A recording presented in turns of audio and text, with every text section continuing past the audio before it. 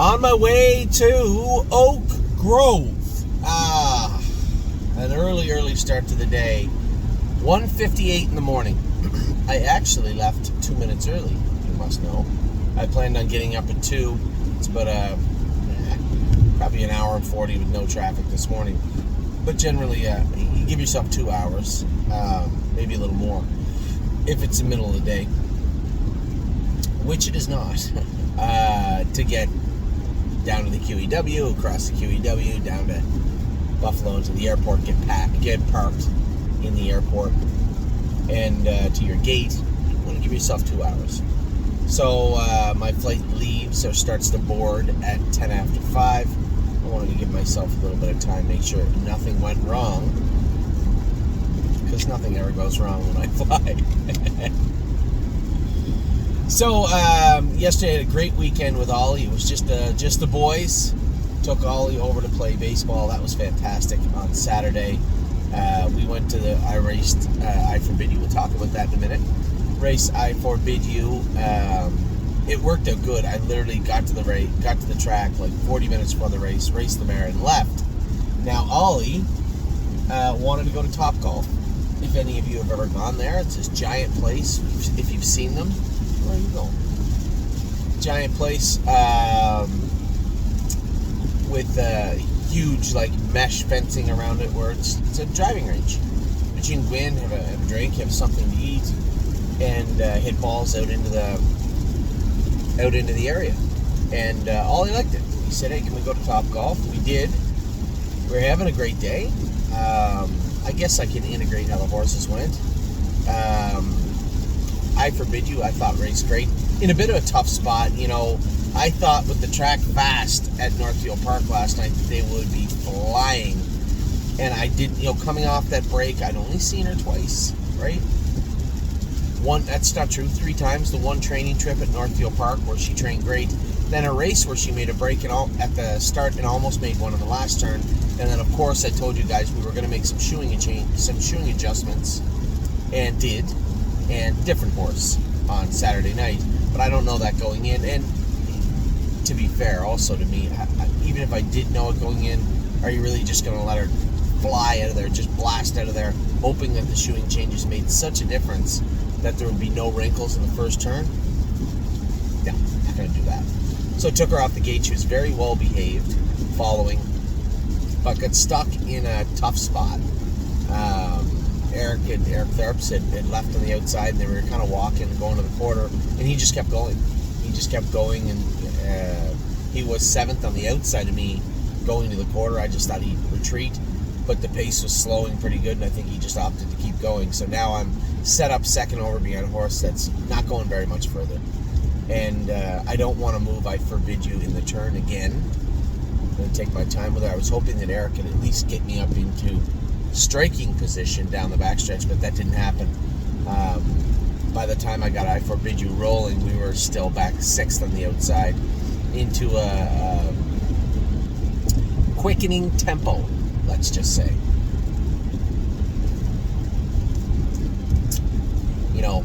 I don't drink Tim Hortons a lot anymore, but at 2 o'clock in the morning I do. It's the only thing open. And I forgot, too, how much I like the fact that they'll put peanut butter on the bagel for you. Yeah, now that I say it out loud, it seems a little snobby. But this day and age where peanut butter is such a deadly thing, you can't bring it to school anymore. You can't have peanuts in any of your snacks or treats at school. You're a kid. We're creating an entire generation that doesn't know what peanut butter is, except for at home. And Tim Hortons will, sesame seed bagel, toasted with a little bit of butter. Hey, could you put some peanut butter on there? No problem. No problem. Almost enough to bring me back to Tim Hortons, but the problem is that you only have a few people working at Tim Hortons right now. Oddly enough, it becomes an allergy problem around 9 o'clock in the morning when they get busy. Oh, sir, we can't possibly put that peanut butter on. Oh, no, it's very dangerous. Allergy issue at 9 o'clock in the morning and beyond. But late at night, no problem.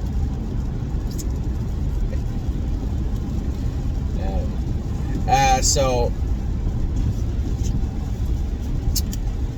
underway now, as I said, with my tea, my bagel. I've eaten bagel. I Forbid You raced well, finished up great. Last half in 55 and a piece, last quarter in 28 seconds coming from off the pace. She is going to do us some good. What a nice mare this mare is. I like her a lot. So finished fourth, but a very good, as good a fourth as you can find is what she did.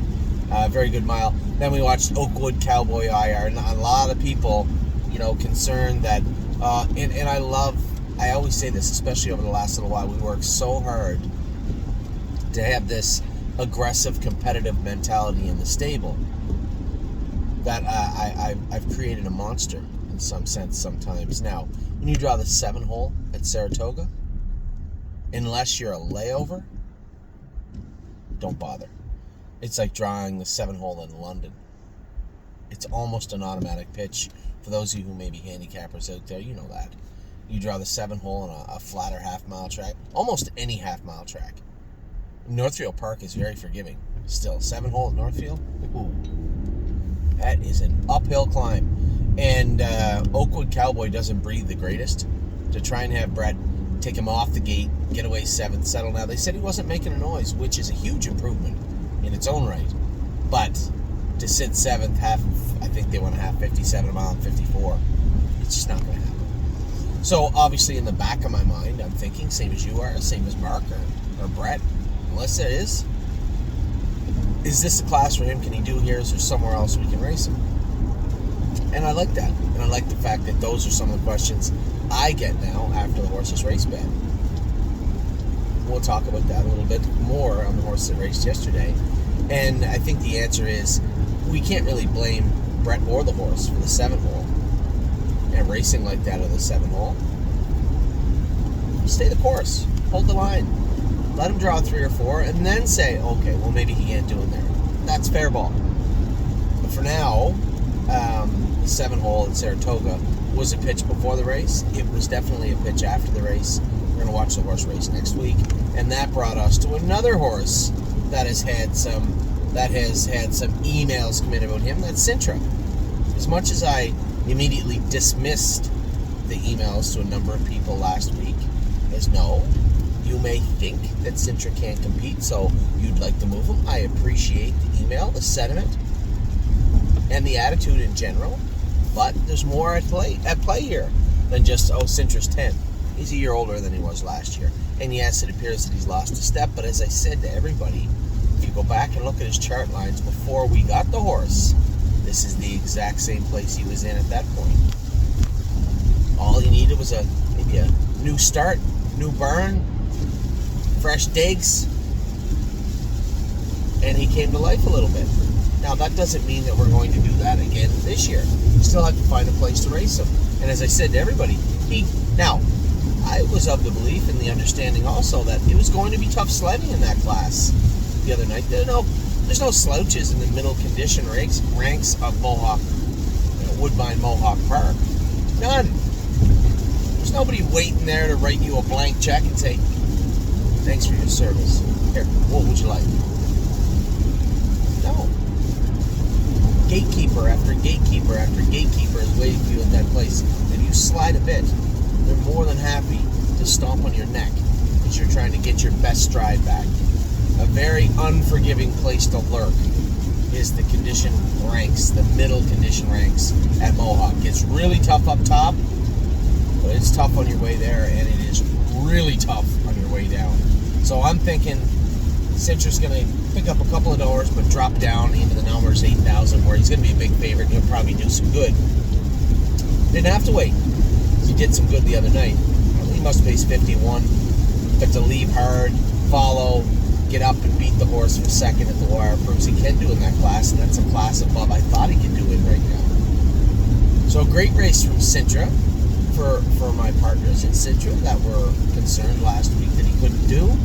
Yes, it's going to get tougher if he has to raise up, but in that class or the classes below, he'll do fine, which is every bit this way.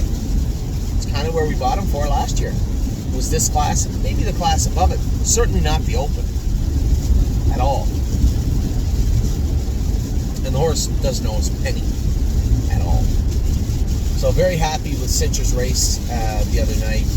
I thought James drove the horse great, and I know that probably James luckily got himself into the North American Cup. He's got to beat himself up a little bit about it probably. He turned the page good. I called him on Sunday because we were bidding on a horse, and I was asking for a little insight in the horse that he knew, and he got it for me. But he seemed pretty chipper hopefully because he did get in the North American Cup. And I don't know how tied he is to either horse, but I know that the McIntosh horse looked some live at the wire the other night. Pinned in third. What a tough feeling, right? I only got to drive in the North American Cup eliminations one time, I believe, with Blair Burgess' horse. And I didn't make the final, but I thought the horse raced great. And then he went on to win the Little Brown Jug elimination just 6 weeks later. And then I think he made a break in the final. My God, he was a nice horse. That seems like a lifetime ago.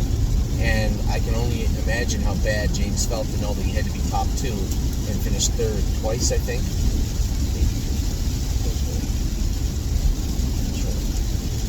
But either way, you're only guaranteed a spot if you're second, and you have to draw in on the third.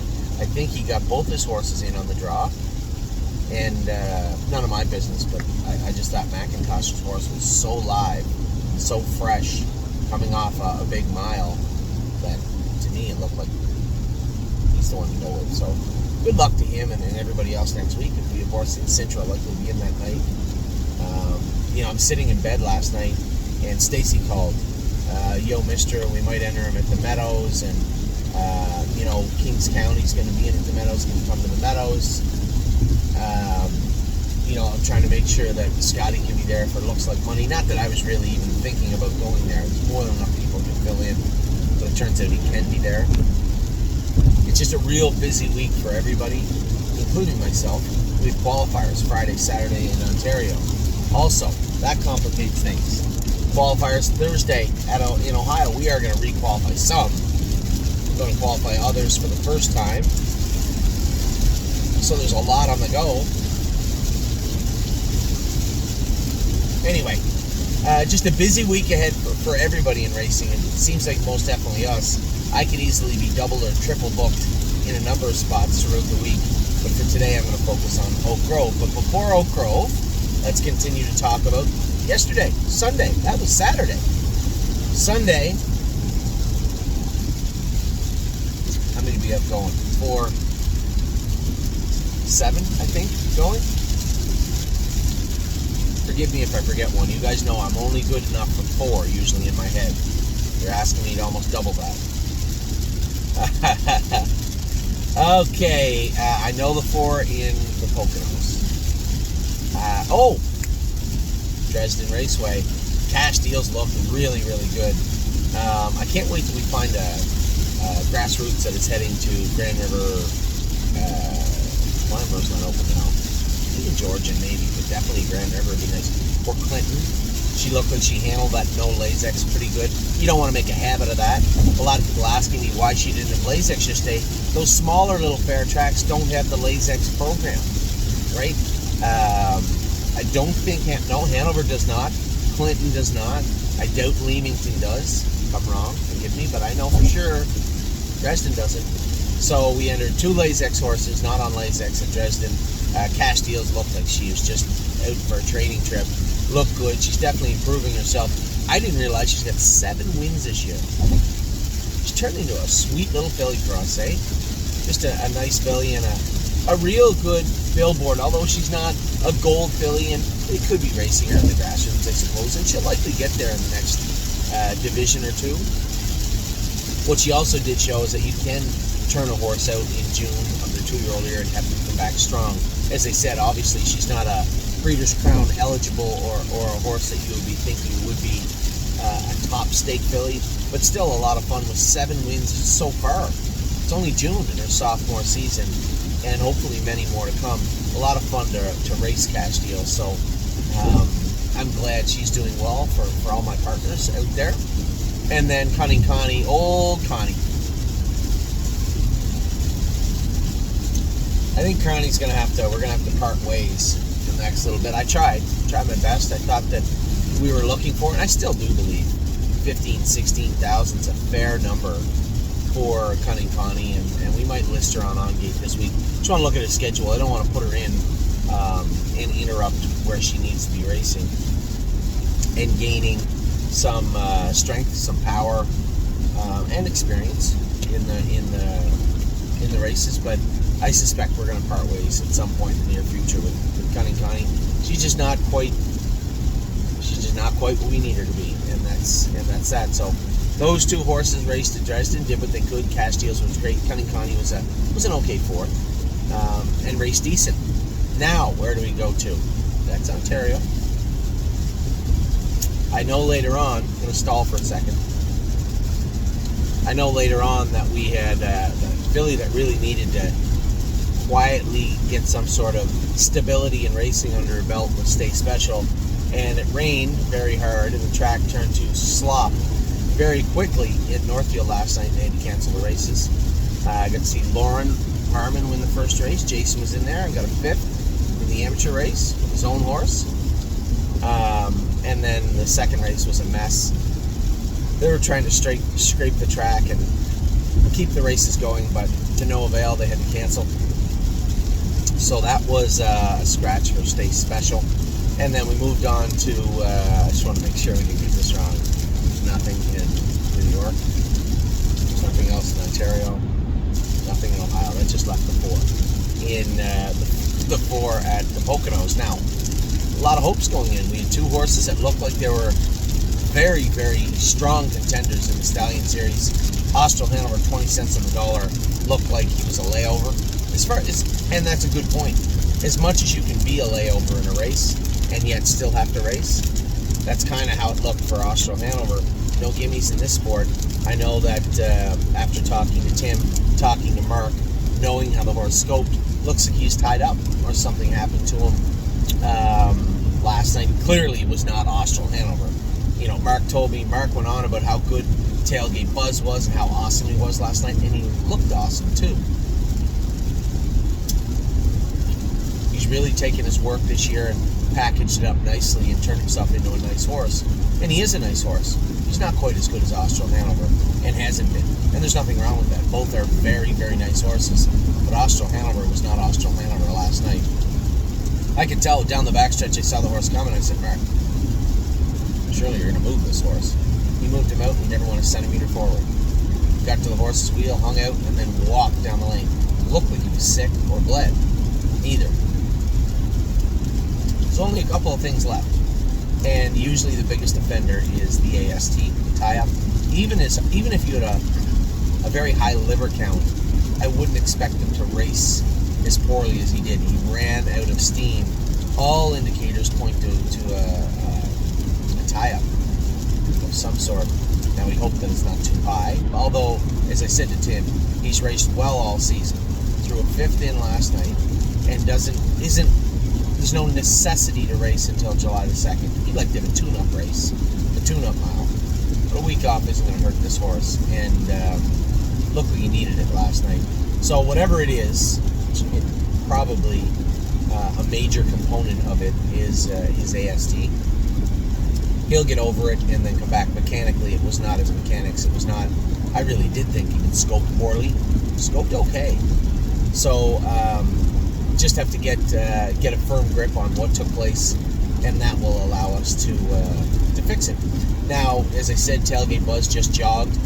Same type of thing in the 2-hole. Everything worked out. The horse even blew the turn going 4 wide, blew the turn on the 2-wide path. Really gave him a fair shake at the leader. Now, I didn't know the leader, but he was 1-5. John Boutenchain's horse was a big favorite. I didn't know if Buzz would tackle him. And at this point, I still don't know that Tailgate Buzz is healthy, because I'm thinking Austral Hanover's probably sick. They shipped down on the truck together. I'm starting to worry a little bit. He put a couple of steps in getting into the last turn. Mark said he just had him doubled up. But he said, Anthony, he jogged. He said, I didn't even pull the earplugs. Moved him to the outside. He's a winner. So proud of Tailgate Buzz. And I know I'll likely catch some flack for saying he's not quite as good as Austral. Both are very, very nice horses to drive, and very good horses to drive. And it's not that I have any ill will or ill feelings towards Tailgate Buzz. quite the opposite. That entire family has been very, very good to the stable.ca, and I have no ill will or ill feelings towards Tailgate Buzz. I think we're going to have a lot of fun with him this summer. And, that scare we had where he just didn't race well in Kentucky, if nothing else, the silver lining of that was he bounced back well from Kentucky, turned himself around, and turned himself into a real threat in the Stallion Series division. So a good job by him. I know that Austral did all he could, and we'll get to the bottom of that that clunker. And if I'm not mistaken, might be the only clunker of his entire life, if I'm not mistaken. That brought us to the other two. That did not go as well as planned. Now everybody's on pins and needles, awaiting Crantini, waiting to see what would happen with him. Fine behind the gate, trots out of there perfectly. From my vantage point, and affirmed later on by Scott, it just looked like Scott was going to cross down nice and easy to the front. And then here comes Aki, charging through the inside of him. He said it was partly that he spooked him, and partly that I didn't get to the rail as quickly as I should have. But once he got through the inside of me, he said he just got on the right line a bit, and then got hyper, because the horse is right beside him. He's looking to race, but he's in the turn. And he rolled off stride. Now, everything he just said, or everything I just said to you that Scott said to me, sounds very plausible. Sounds very fair. That's exactly how I saw it. You wouldn't expect a horse with Crantini's experience to get spooked by a horse coming through the inside, but he's never really been in that position before, right? He's always been the one heading to the front.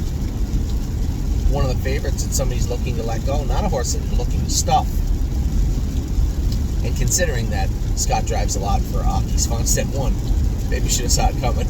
And two, most importantly, he was going to release him.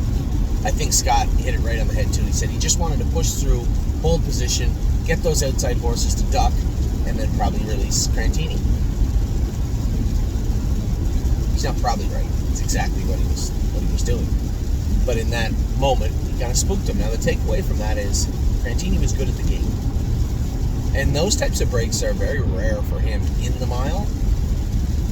Gotcha.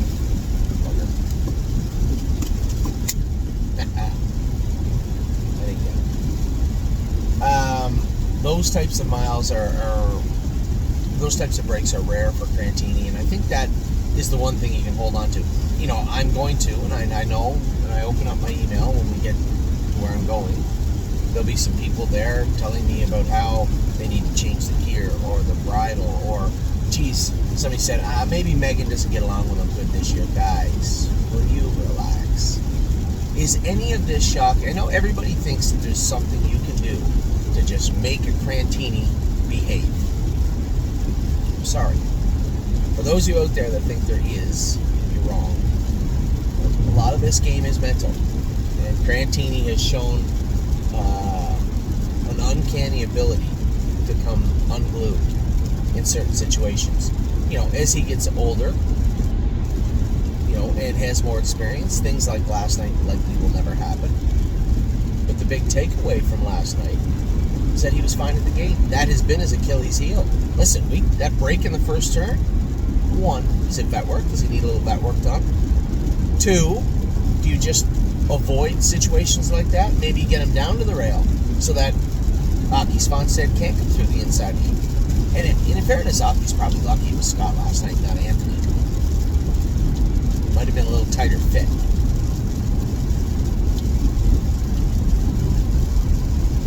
We just put the hobbles back on. We have options with that first turn break. Bigger problem was getting away from the gate.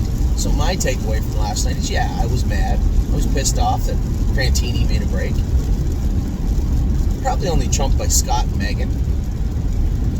How angry they were. But that first turn break is not normal for him.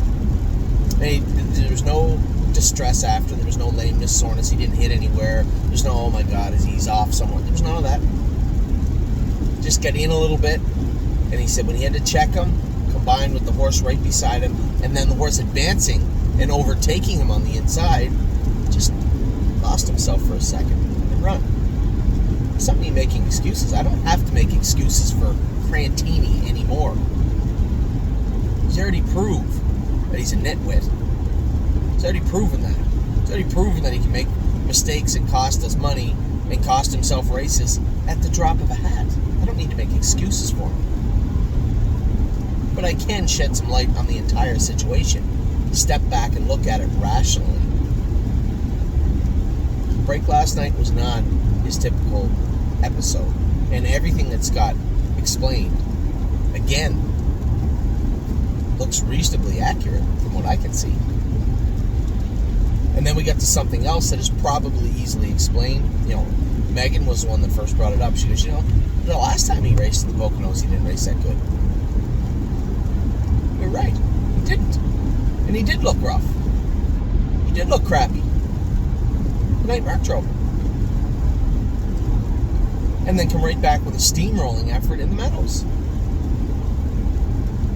She said, I think it's his shoes. I don't think he can get over the Poconos with flip-flops on.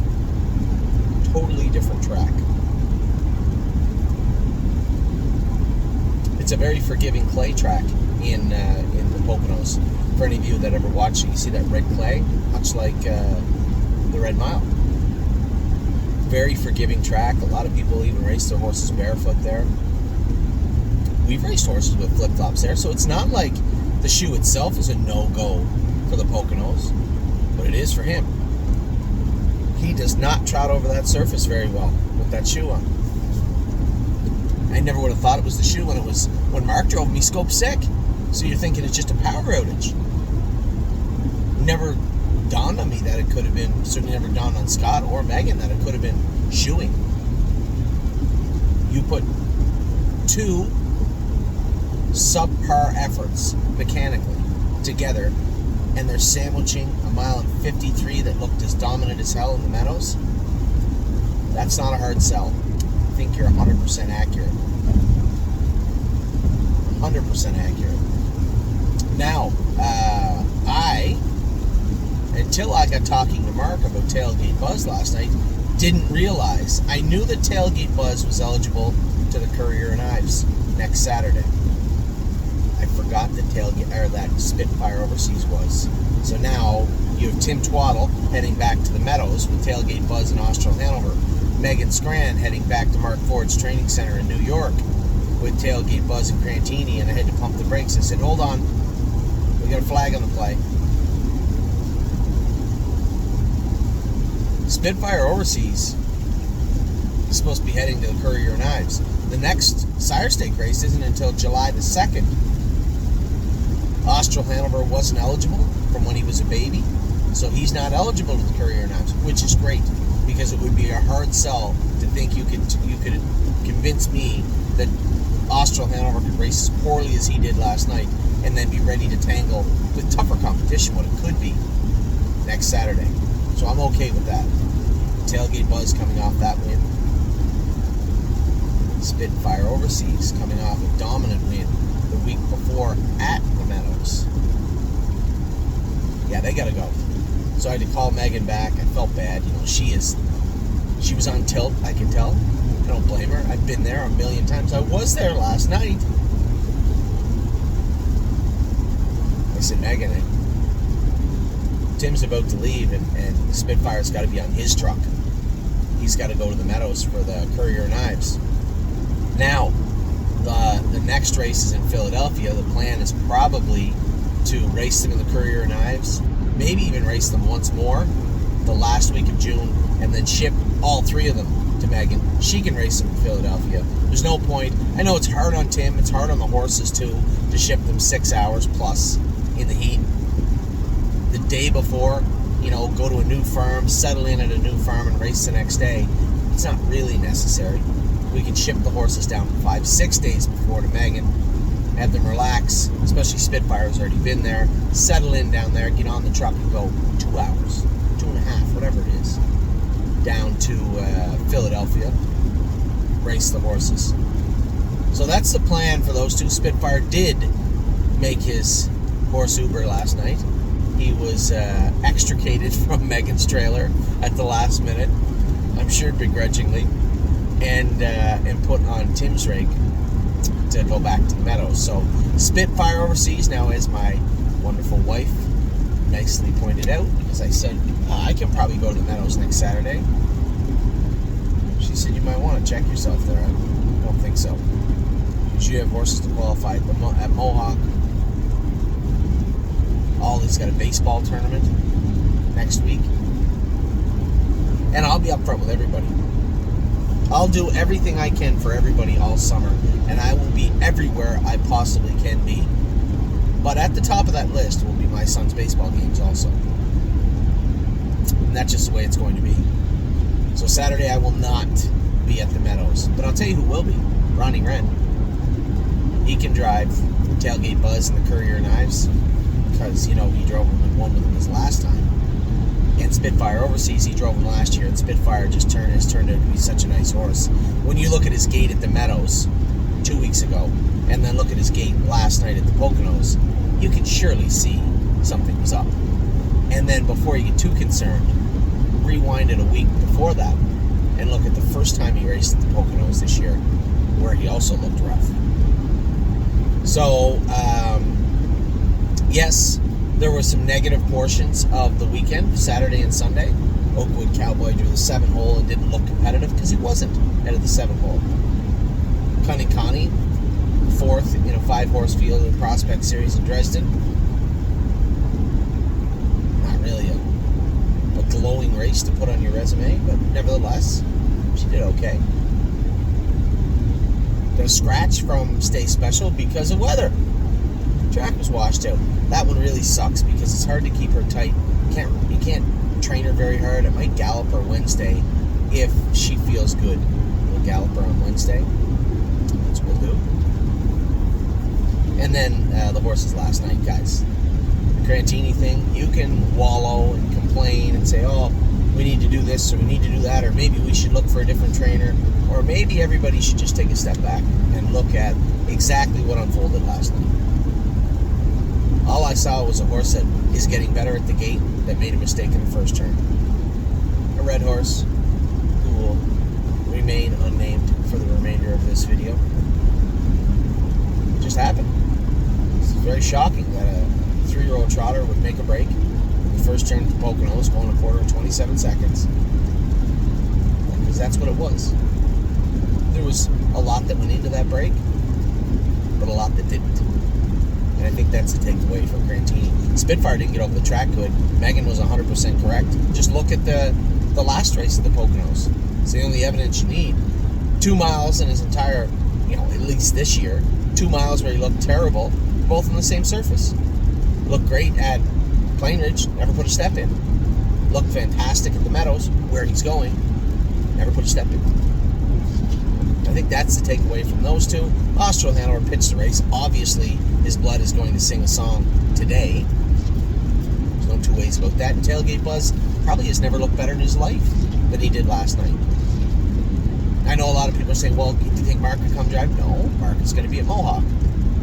The other gentleman that won with him the week before, he will be at the Meadows. So I'll speak to Tim, I'll speak to Ronnie, and we'll get Ronnie Wren listed on both Tailgate Buzz and Spitfire Overseas for next Saturday at the Courier and Ives. So now you are completely up to date. Oh, Dipper. Missed him yesterday. That was the other one. Took a dive off Dipper. Just looks like he's in a tough spot. I'm waiting, kind of hoping he drops down this week out of the Open into the class below it. And when he wins that class, how he wins, hopefully he wins it, how he wins that class will dictate where his next races will be. So with that, as I said, am off to Buffalo International Airport. I have a connecting flight through Atlanta to Kentucky. I get to Kentucky with lots of time to get to Oak Grove. The tricky part, going to be getting back. There is not a lot of time between the race and me getting to the airport. And I'm not renting a car because that takes a little more time to drop it off and make your way to the airport. What I am going to do is get an Uber. It worked out well on Plainridge when Steve and I were tight for time, and hopefully it works out good in Oak Grove today, because make no mistake, there is no time to spare. When I come off the track, I have to throw some water on my face and be be in an Uber moments later. So hopefully that can take place. So with that, wish me luck. I wish everybody luck today in Oak Grove. I couldn't be more excited. Why do I have a bounce in my step at 2:50, 2:40 in the morning on a Monday? Because it all begins today. It all begins today. Pickpocket is in, Militant is in, Arson is in, Her Lucky is in too. We got horses in at Mohawk tonight. It's a big day of racing today at the stable, but a big day of 2023. The first rookies at the track tonight. Now you can see Born to Dance on Wednesday. He's probably in a good spot Wednesday also. But for right now, pretty excited to get to Kentucky and race all the babies. So with that, I'll let you go. As I said, good luck to everybody. You won't see any pieces of any of the horses today, babies or otherwise. Wish me some luck to make my plane tonight, because that is going to be a tight window.